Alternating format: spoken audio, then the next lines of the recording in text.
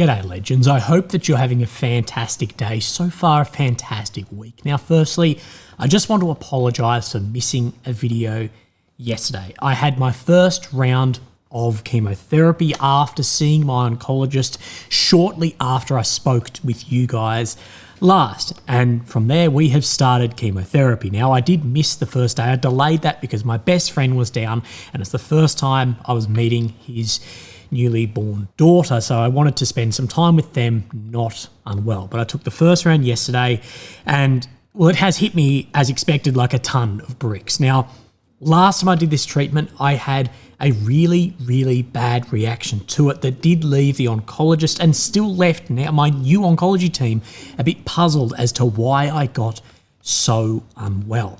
Well, I am allergic to one of the primary antiemetics to try and keep me from that nausea. So, guys, if I do miss times, I apologise. It makes it more difficult my end too if I miss a day because I'm catching up on so much. But I just thought I'd let you know that's what's going on. I've started my chemotherapy and that will go for 12 months. You may notice I get really puffy in the face. That is commonly what has occurred to me. So stick with me if you would like to. I can't think of anything else to share on that. I know people hate when I give my update on me in the beginning of the video, but I don't really care if you hate that or not. But legends, of course, we've got a lot to go over today. Of course, we're going to have a look at the maps. We're going to go over the maps for the last few days, although it is a Thursday and typically Deep State don't update. If Deep State do, even at time of editing, I will cut that in.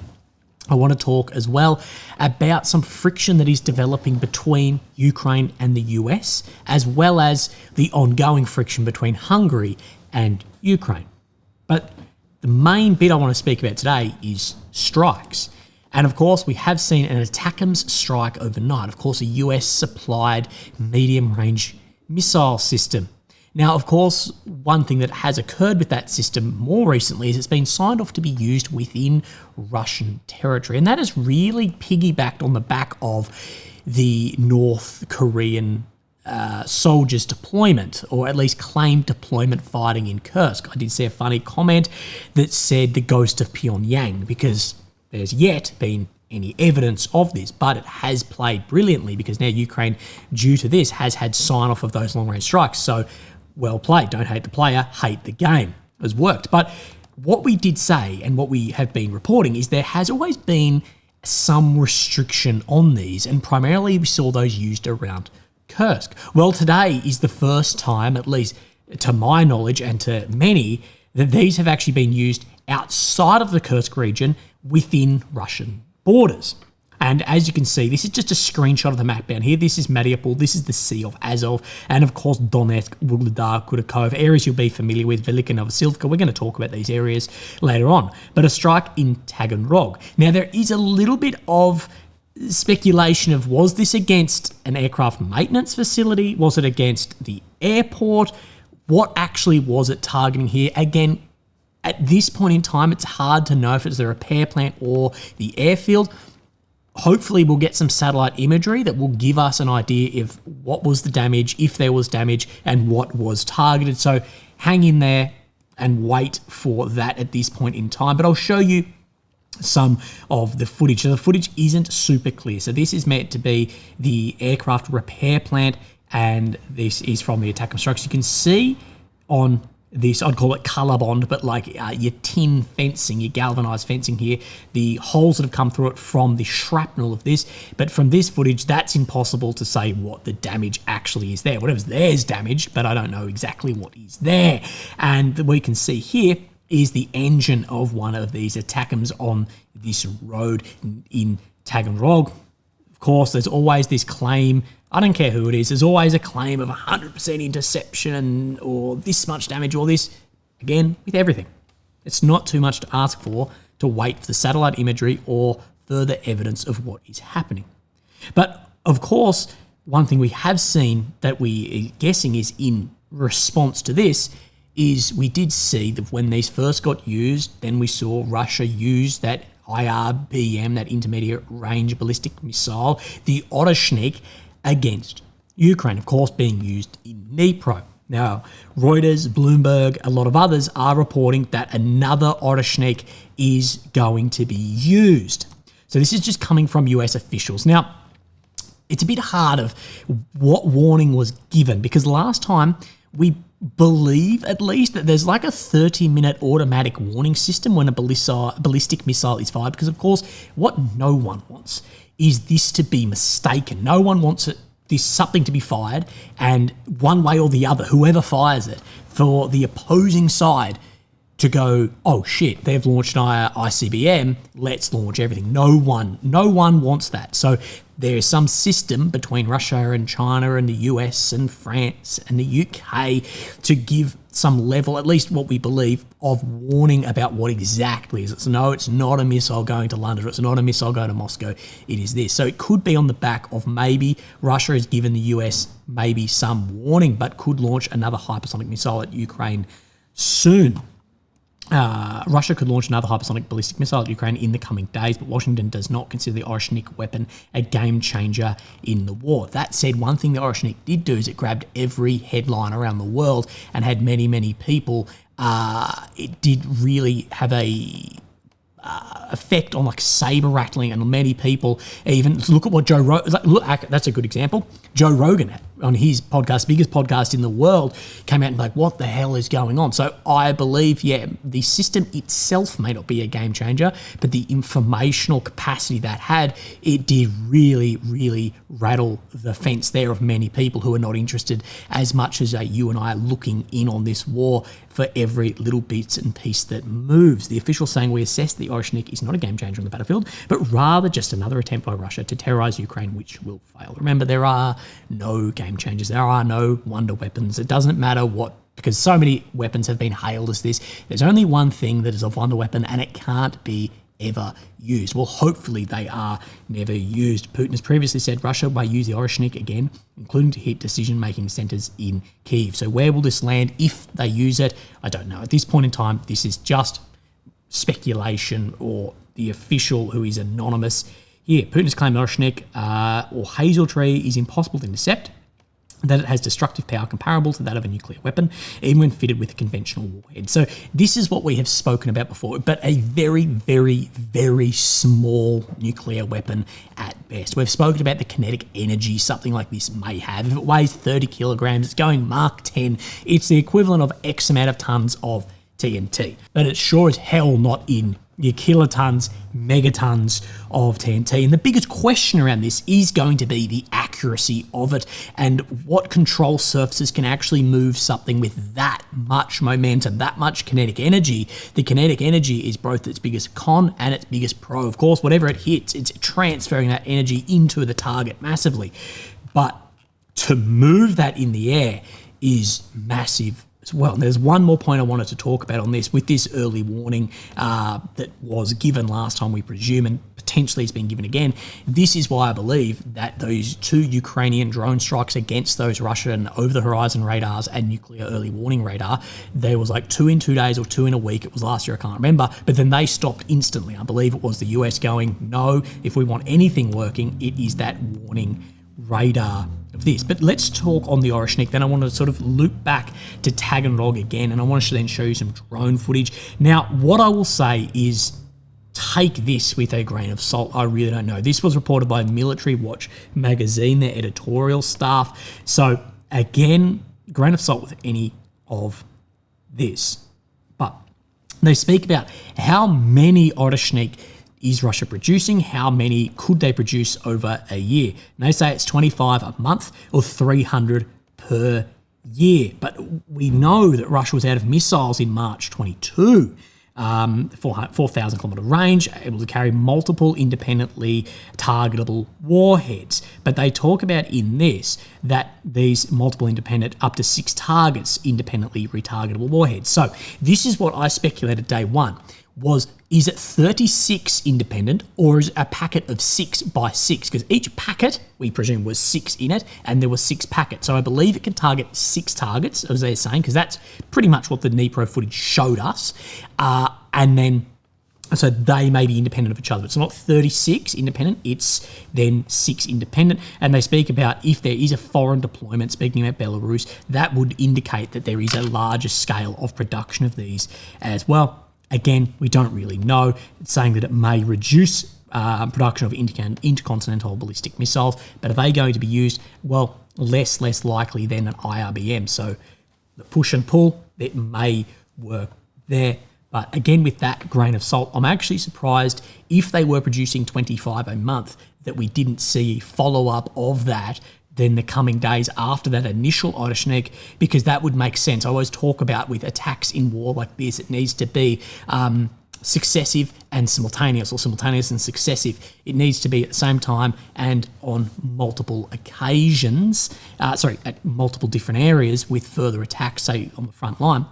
But this too, if Russia dropped one and the next day dropped, it would have more of an effect in that space, not only effect on target, but have more effect informationally as well. We never got a good idea on the effect on target of specifically that system, whatever it then hit.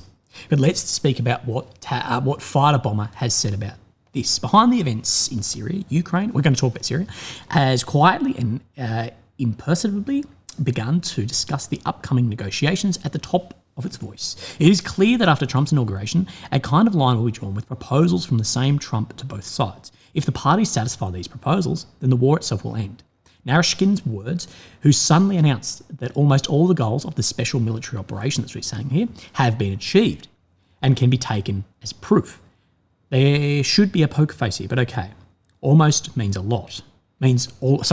Almost means almost. The approaching line will be associated with attempts by both sides to reach more advantageous negotiating positions. What we hear about, position of power. That is, we will hit each other with everything we have so that the other side will be more accommodating. And this is what we have spoken about for months and months. If on the horizon there is a real end to this, both Russia and Ukraine will be trying to put themselves in the best position possible on the negotiating table. What have I been saying for months? Watch out for things like false flags and further escalations in other areas.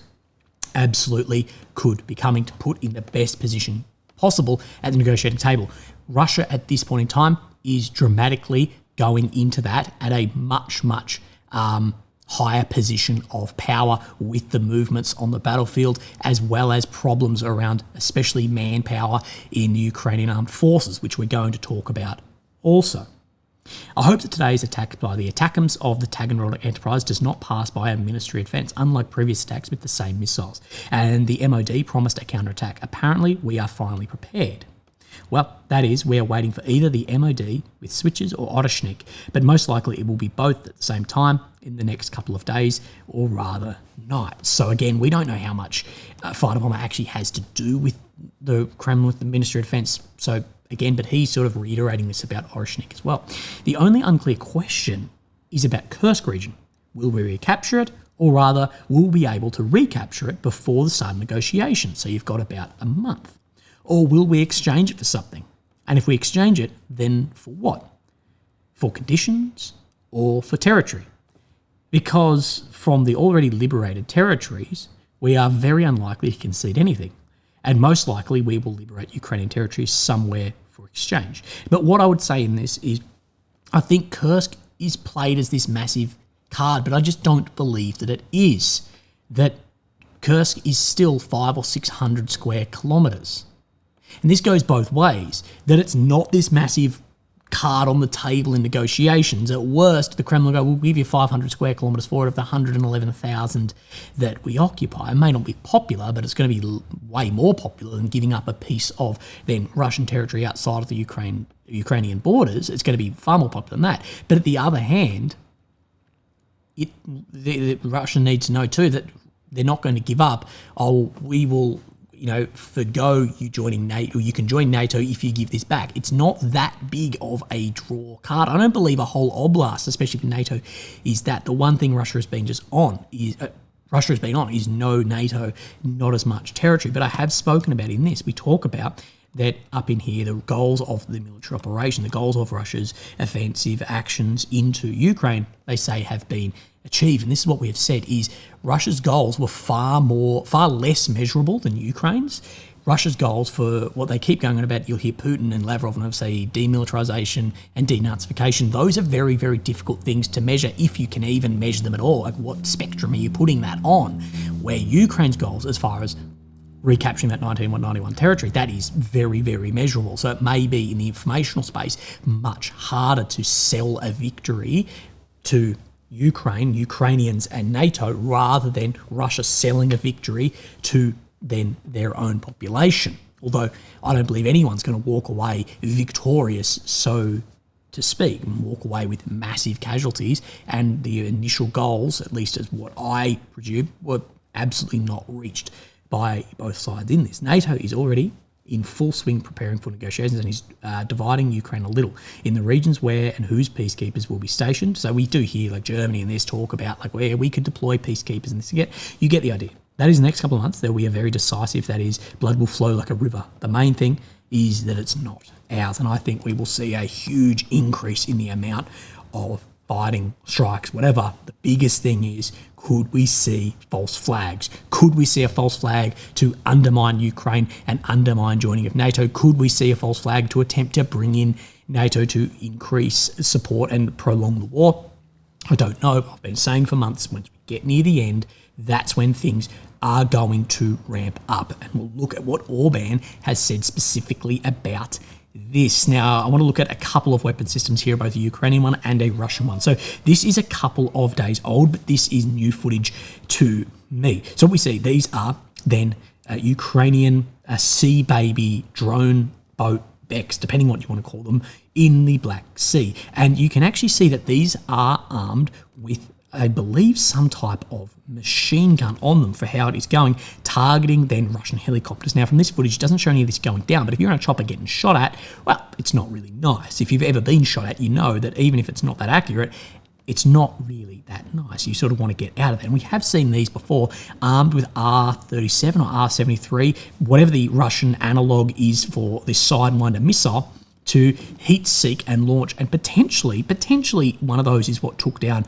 the A-50 AWACS. But you can see in this footage, and targeting at Russian like speedboats trying to take out these as well. So those are developing faster and faster. And drones, of course, I've said that we are right at the beginning. I think drones are continuing to do that for a long time. And my hope is it actually takes infantry off the front line, but I don't know if that could ever happen. But this is interesting footage too of, we talk about a lot, I talk about weapons that we see having a huge effect on the battlefield, not just ones that are used a lot or used more, typically with seas. But this is said to be a Russian fibre optic drone. I'm trying to pause it here. You can just see it's gone behind the tree, but you can see this is like the spool. It looks like a fishing bloody thing. I'm not a fisher them, as Sam, whatever his face would say, but you can see this here, and this is said to be, it's filmed by Ukrainian forces in trenches, it's said to be 7 kilometres behind where the Russian positions are in this forest, so a long way back, operating between these trees. And this is very impressive for a connected umbilical drone, if that is true, that it is then 7 kilometres away. Very ballsy actually filming that also. So again, I think we'll see more and more of those fibre optics. I think soon we'll see Ukraine pop up with a fibre optic drone, because what I'm reading, what I'm looking at, they are causing havoc to EW systems, because these are a more expensive drone and in fewer numbers. But if there is an area that Russia's trying to attack, they hit the EW systems, the EW, the electronic warfare, with these fibre optic drones first, and then the traditional style drones upon them, because the EW is not going to then intercept them. That is interesting. Now, yesterday, maybe 4 days ago, I spoke about, don't underestimate the effect that the fall of Syria can have on individual Russian soldiers because of the sacrifice made there. And I believe if you take into account the Russian, official Russian military soldiers, and then you take in PMC Wagner's deaths in Syria, I believe it's about 530-ish, floats around that number, but it's very difficult to know. And what I've said is, I saw the effect on my colleagues of the withdrawal from Afghanistan and those that have paid with their blood there, and many will be feeling very, very similar, and can really jade soldiers of how they look at the government and how they may then perform further on frontline actions and their willingness to fight for the state as well. Don't underestimate the effect that that can really have. And I saw this, and someone sent this across to me from a Russian page here. Over a dozen years of my life, I've fought for Syria. I've fought for every entity under the sun and pitied thieves and robbers, to Turks, to these guys who expelled them from my land. I have lost many friends and family members, and I have shed blood countless times and offered many sacrifices. My fight was never for Assad, and I've always hated him and knew he was a coward who had to go. Dmitry Peskov, the Kremlin spokesman, had the ultimate cope the other day, saying Assad withdrew presidency, and you're like, that's not really, I guess maybe factually that is correct, but it's like if your boss says you should resign. It wasn't like his choice of, I'm just going to relinquish this.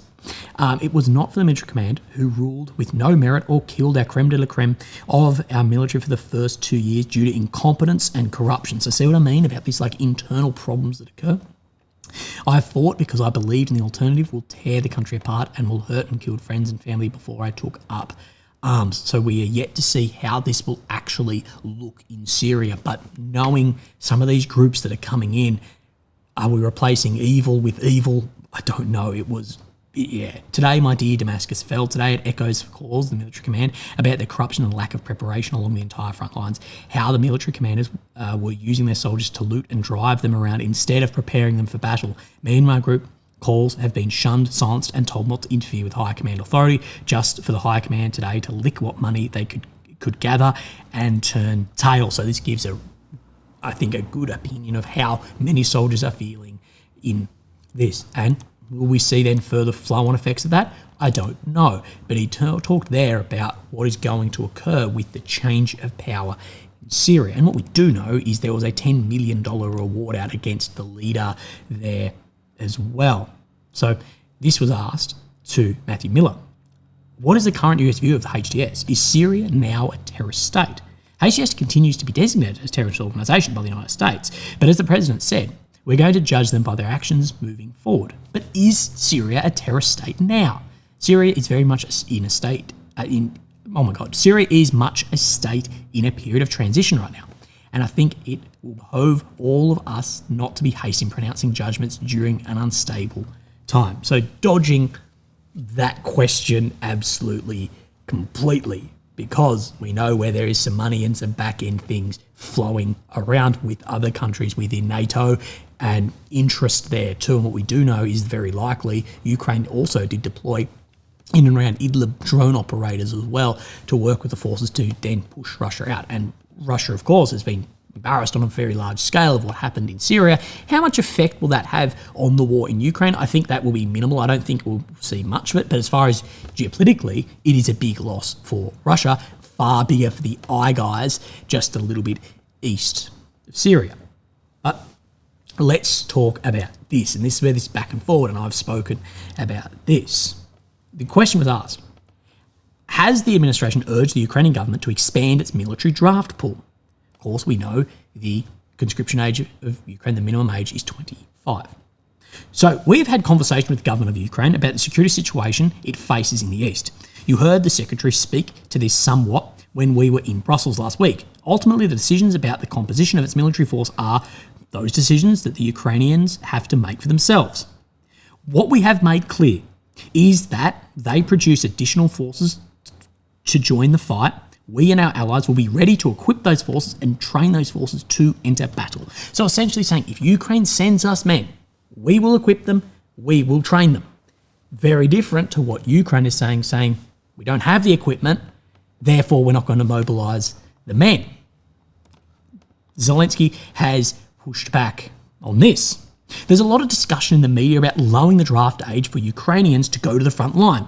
We must focus on equipping existing brigades and training personnel to use this equipment. We must not compensate the lack of equipment and training with the youth of soldiers. So see where there's this paradox going on around we don't have the equipment, so we're not going to mobilise, but we can't give the equipment because you haven't mobilised. it's a bit of column A, bit of column B of what actually is going on in this. What I will say, and I am a former soldier myself, I was in the infantry, so I was in a frontline unit. When someone says I was in the military, ask where were you? Were you like, and that's not to discredit anyone's service, but when they're speaking about a specific element, that's important.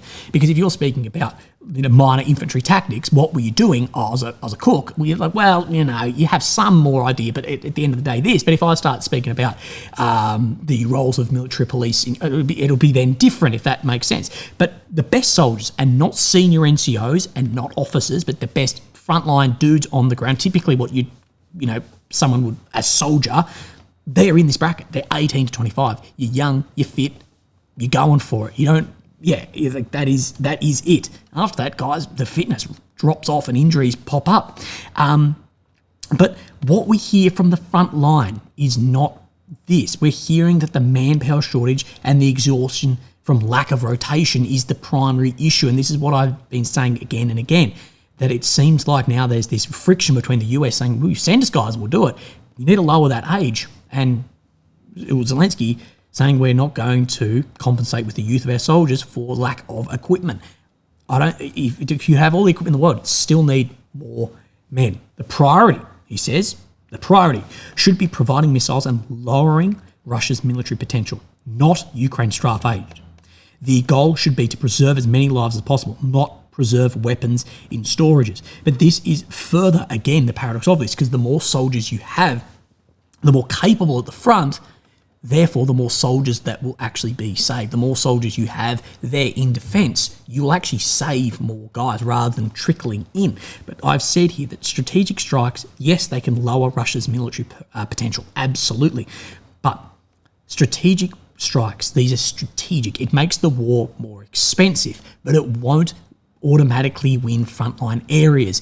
If that were true, if strategic long-range missile strikes or drone strikes can win a war, Russia would have won very, very quickly in 22, 23 when those strikes were going on and Ukraine didn't have the air defence it needed to push back upon those strikes. So yes, it makes it more expensive, it makes it more difficult, but at the end of the day, you're not going to seize and hold, take terrain without further infantry, armour, both trained, equipped and mobilised to do that. So there is this paradox going on at the moment, and the US is saying, send us, we'll do it, and Zelensky is saying, I'm not going to send you if you don't give us weapons or training. So it's difficult, but what we do know, anyone who says that manpower isn't one of the primary problems, if not, in my opinion, the primary problem for Ukraine at the moment, if they're not talking about that, then you're pushing shit uphill, in my opinion. If you speak to guys at the front, it is manpower. That is the primary thing. Long-range strikes can lower Russia's military potential, but these areas right in the front, manpower. A strike that hits an oil field, a strike that hits an airfield, there's not going to be felt on that very zero line for some time, if felt. Okay.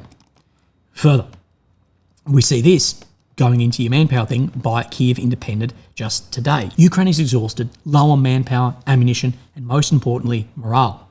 The country is slowly reckoning with the fact that its ongoing war may be unwinnable on the battlefield. This survey shows that 52% of Ukrainians now say they want their country to negotiate an end to the war as soon as possible. So this links into showing from a Ukrainian independent newspaper here that manpower is a huge, huge issue. There's exhaustion on the battlefield, the negotiation, and that links back to what Fighter Bomber was saying about we're going to see potentially negotiations come, but what then occurs in those coming weeks into it? Could we see a massive ramp up in military actions? And I believe we very likely will. That is taking, though, we are then presuming that Russia have a want to negotiate. They may say we'll just continue at this pace because we don't want to negotiate at all. But there has been further friction today by Zelensky and Viktor Orban. So Viktor Orban then tweeted, I had an hour-long phone conversation this morning with President Putin. These are the most dangerous weeks of the Russian-Ukraine war. Like we said, like Fighter Bomber, and like we've been saying for some time, the last weeks were the bloody weeks.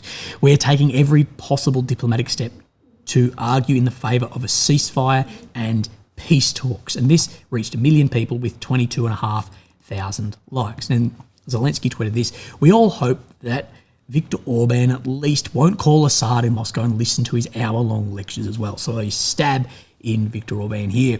It's absolutely clear that achieving real peace and guaranteed security requires America's determination, Europe's unity, and the unwavering commitment of all partners to the purposes and principles of the UN Charter, and seeing to all of the UN Charter as well. No one should boost personal image at the expense of unity. What we have said, the biggest thing here is if there is division in Europe, division in NATO, division in the EU, that's a very, very large problem for these countries.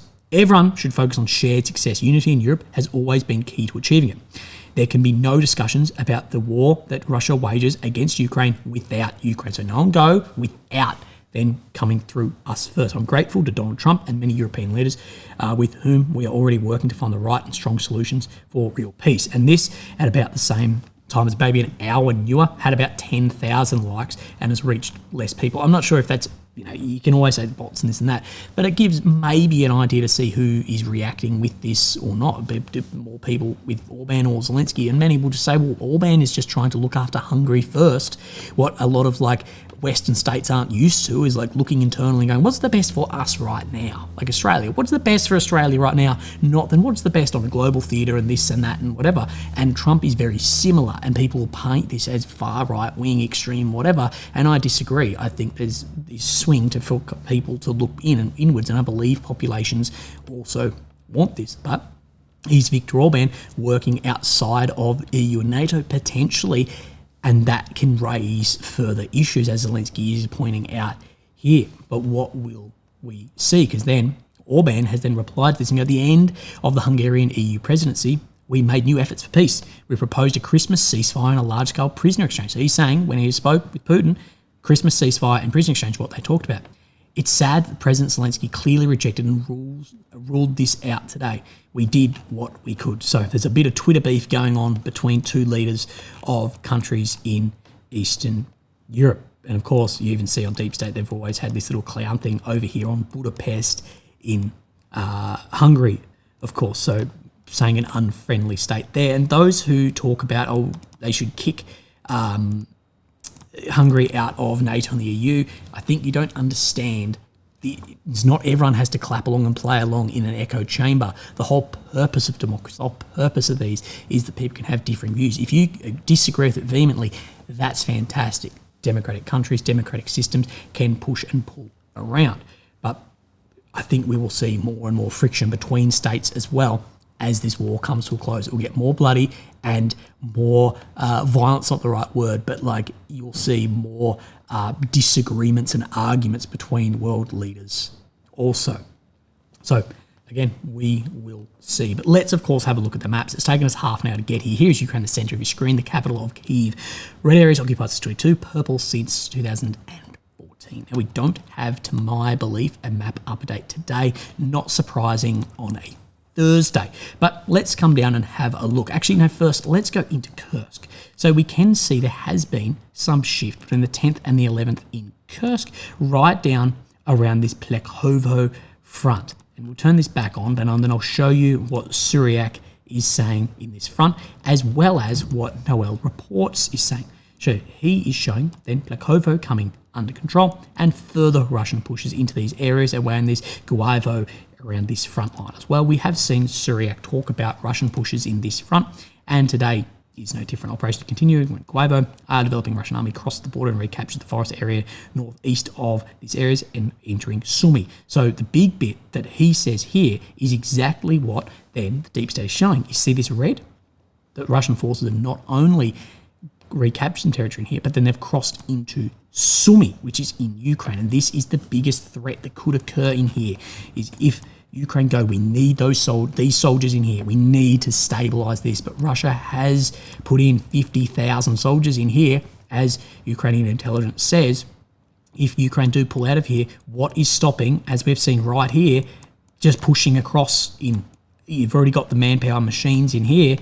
Again, we will wait and see what exactly occurs. But let's then push down into Pokrovsk, one of the most important areas. And of course, what many are saying is what Russia is trying to do. You can see the red zone of where they've made ground around Shevchenko, Pushkini in here, but that Russia is trying to get to Udashny in here because this cuts off the train line. Cuts off the train line.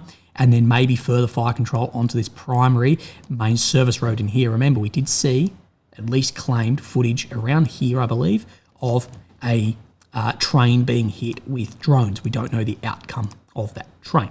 But let's have a look. And we have 3 updates here by Syriac map. So you can see, let's zoom in. Shevchenko is, of course, the red dot in here. And this is Novi Trud, the red dot in here. Further movements being made both towards then Pushkani, so this front here, and expanding that flower bloom, as military summary would say, around or outwards from Zvote, right, and this red dot in the center. And this is no different over the next 2 days. So then we have this map here blooming, then moving down to the south near this Novulenkivka, and then further around capturing then further areas. This Novotrotsky and this Shevchenko then are coming under full Russian occupation, but then further closing up the ground. See where this spire comes straight down here?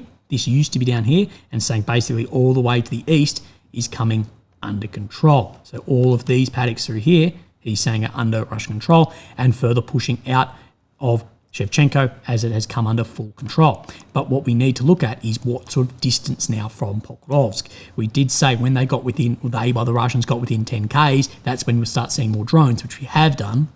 And now we're talking, that line's a bit wonk. Let's go from here to here, say bang on around 3 kilometers. So in range of drones, of course, which we have seen targeting excavators in here, digging defensive works, and also, of course, going to be within range of TOS-1, which is what I think we will see soon around Pokrovsk, will be the TOS-1 alphas. But of course, those are highly susceptible to counter fire from drones upon those too. So we can see a lot of movement around that front. And then we'll just push down. We can see then Sontivskaya, Zoroya, more ground being made, of course, enveloping this area towards Stary Turny. I believe that this will close up at some point, and this is all part of the Kurakhove front line in here. Of course, that's where a dam went down, the dam wall right where my cursor is currently. So let's have a look at Kurakhove, and we have 3 updates in here. So let's zoom in 1 click. We can see where this train line is, and you can see that for some time, Syriac was somewhat behind because Deep State showed the Russians were up to this train line. Syriac showed that they weren't. But you can see on his other update, this was a couple of days old, more ground being made in the center around Kurakhove itself and outwards from Dalnay as well, of course, enveloping this area around Ilinka. We'll talk about that in a sec, but I'm more interested at the moment talking about Kurakhove.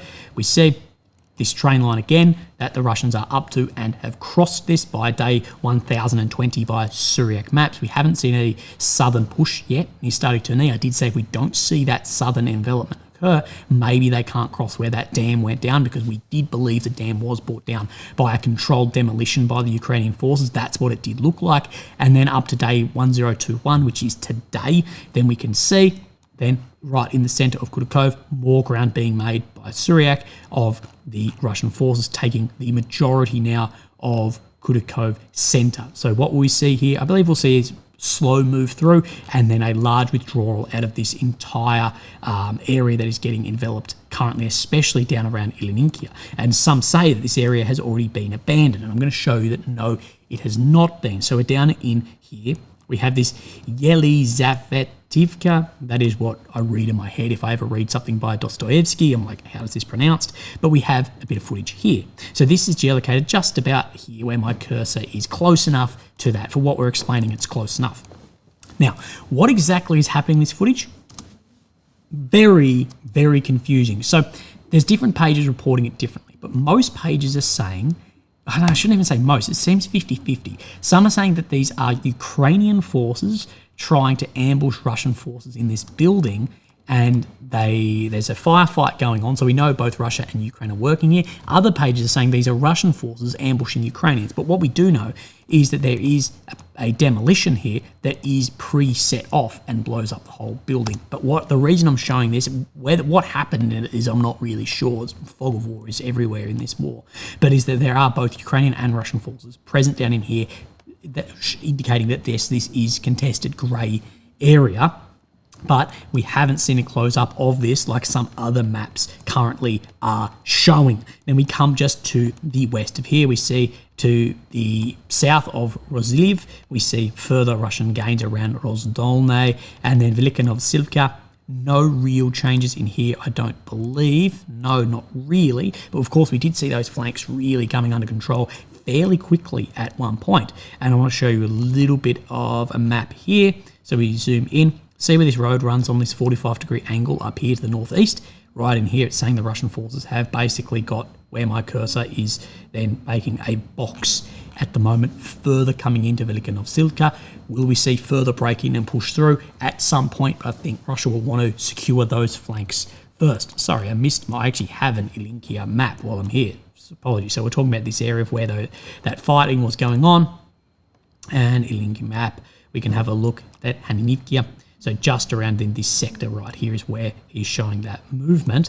And like we see, that showing not really grey, that this is under control. So maybe incorrect on here, maybe the footage was older, but that is a newer map. So we're going to see a lot of changes, I think, in here fairly soon. So let's move our way up the map. We don't see anything else down in the south, at least to what I'm seeing. We come into Toretsk and we see Zelezny. We do see a small bit of ground being made by the Russian forces in here. We open up, though, we have 3 Toretsk maps today by Suryak. We have the 2 Tetikons in here, which are these where my cursor is, and further control in the center, and of course further control capturing the northern Tetikon at this point in time.